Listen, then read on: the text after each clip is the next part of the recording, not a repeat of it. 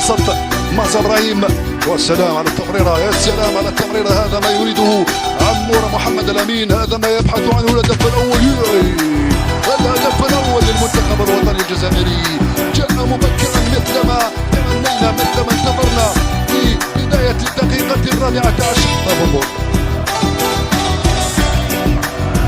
اسماعيل بن ناصر لي رميز، وصلت من هناك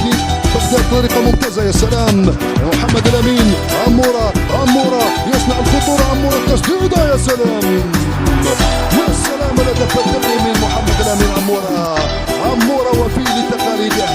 ان لم يسجل يمنح كره، ان لم يخطف الكره يصنع الخطوره من هناك، ولكن قطعت من الدفاع، استرجع حجوان الحجام، ابراهيم مازا صاحب المراوغات الجميله، صاحب المهاره العاليه، ابراهيم الهدف الثالث، ثالث الاهداف للمنتخب الوطني الجزائري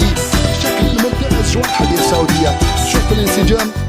السهل الممتع في ظل الاخطاء الدفاعيه، الاستغلال المثالي من جوان الحجام.